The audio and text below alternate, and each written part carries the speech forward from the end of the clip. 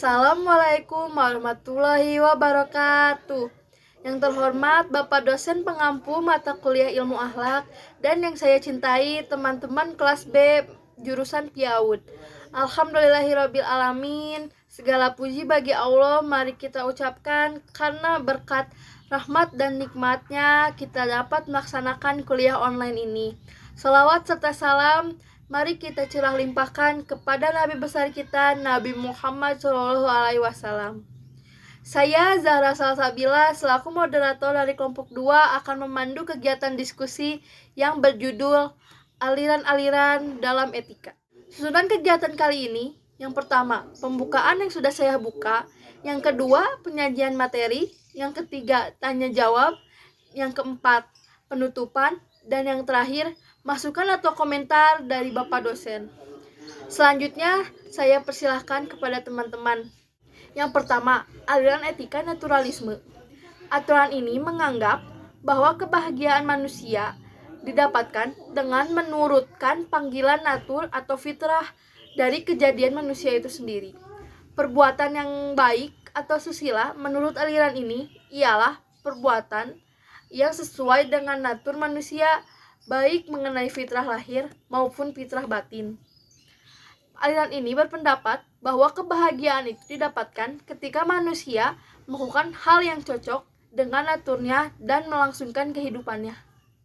Baik, selanjutnya B. Aliran etika hedonisme.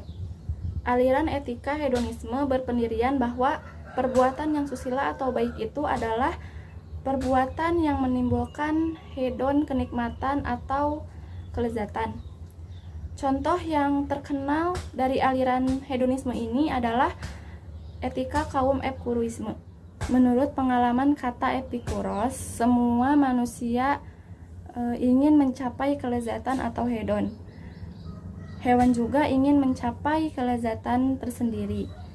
Dan semua didorong oleh watak atau tabiat manusia dan bukan yang menentukan keinginan manusia itu, akan tetapi dari natur atau fitrah manusia. Karena sudah natur manusia ingin pada kelezatannya itu, maka diteruskanlah tujuan hidup manusia dengan tujuan mencari kelezatan. Karena kelezatan itu merupakan tujuan, maka semua jalan yang menyampaikan kepadanya adalah suatu hal yang utama atau berharga.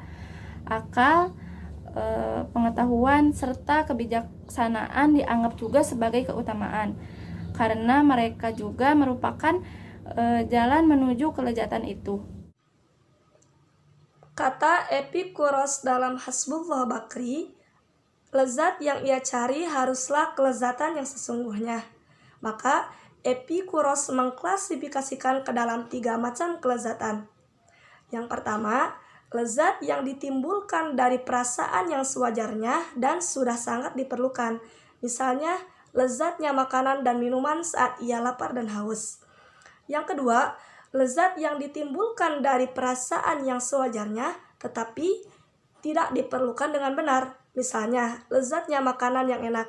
Dan yang terakhir, lezat yang ditimbulkan dari perasaan-perasaan yang tidak sewajarnya dan tidak diperlukan, tetapi kelaziman itu dirasakan oleh manusia atas pikiran yang salah.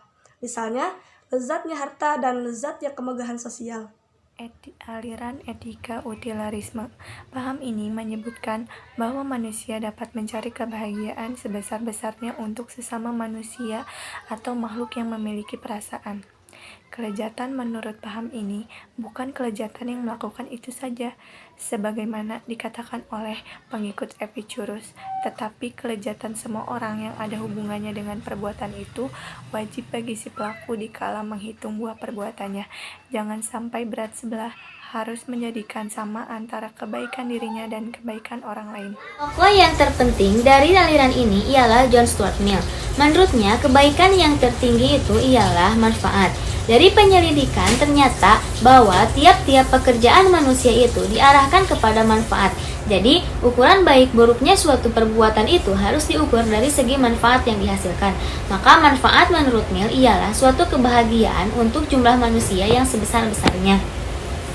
Oleh karena itu, tiap-tiap manusia menjumpai suatu tindakan, maka pedomannya ialah bertindaklah begitu rupa sehingga sebanyak mungkin makhluk merasakan kebahagiaan daripadanya. Dan jika ada dua macam perbuatan, maka pilihlah perbuatan yang hasilnya itu akan membahagiakan orang dengan jumlah yang besar.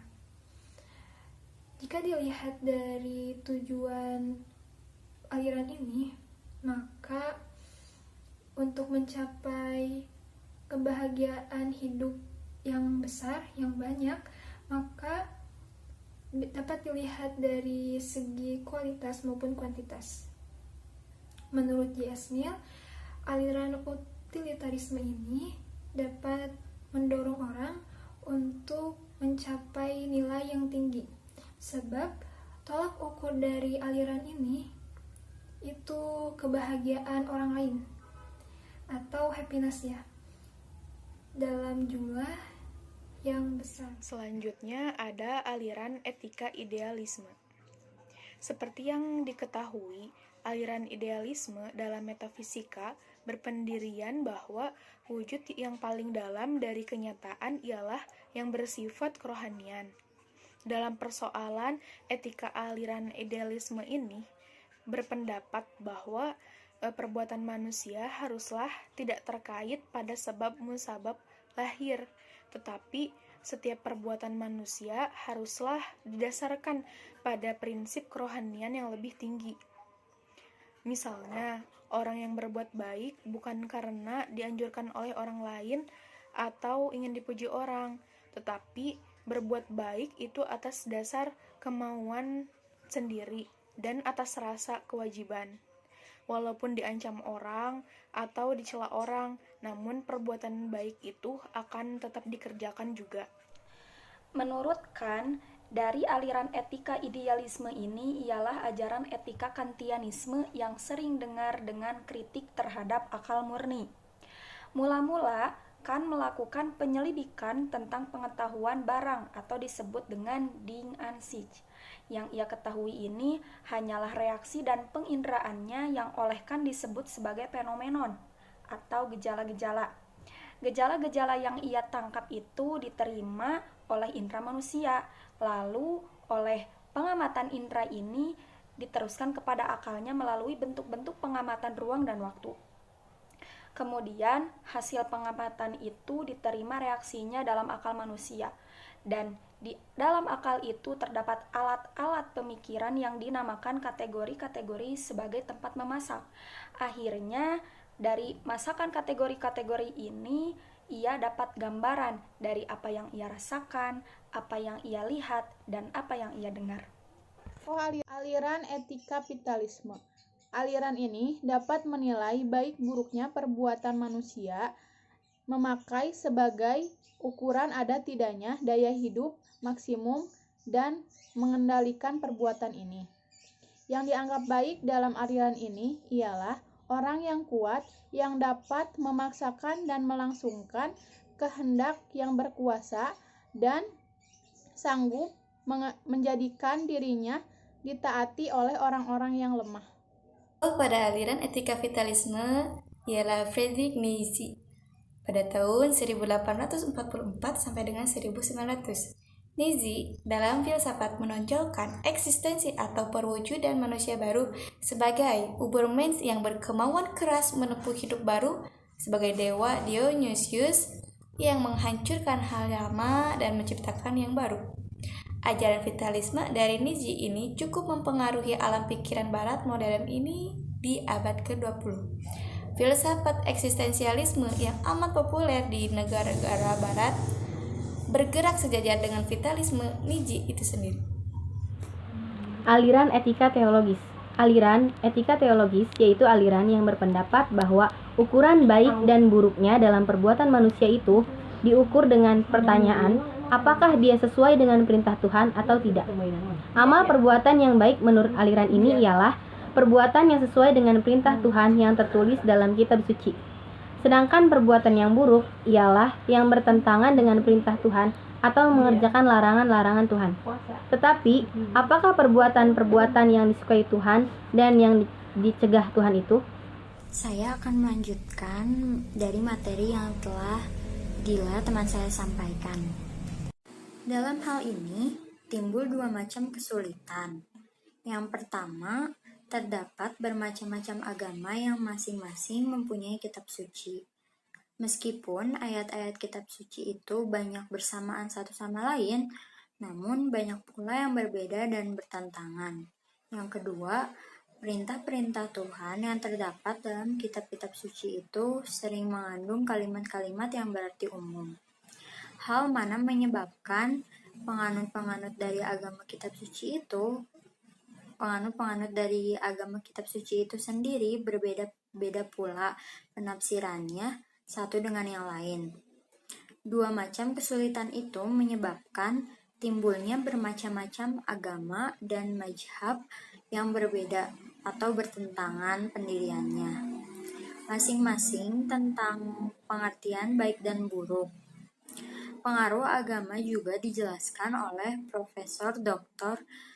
Komarudin Hidayat, yakni ketika seseorang mendapat cahaya terang ilahi, dia telah tercerahkan hatinya. Dengan demikian itu dari ajaran agama itu adalah keselamatan yang manusia bisa memperoleh jika secara sosial telah melakukan kerja-kerja kemanusiaan yang didasarkan nilai-nilai etis. Oleh karenanya, Islam sebagai sumber moral itu dapat diperoleh dari firman Tuhan yang otentik, yaitu dari Al-Quran dan dari contoh kehidupan Nabi Muhammad SAW, bahwa hukum dan ketetapan etika itu dapat dijadikan pegangan dan pedoman hidup. Itu hanya dapat diperoleh pada dasar-dasar moral yang ditetapkan oleh Tuhan sendiri. Kesimpulan dari aliran-aliran dalam etika ini ialah pendidikan etika konsepnya bersifat abstrak, sehingga pemberiannya harus lebih banyak pada perilaku dan contoh-contoh yang konstruktif. Pendidikan jasmani sebagai alat pendidikan mempercepat anak dalam mengembangkan konsep tentang moral. Mengamati realitas moral secara kritis akan lebih dekat pada bentuk permainan, di mana mengamati realitas moral merupakan pendidikan etika. Demikian presentasi atau diskusi dari kami.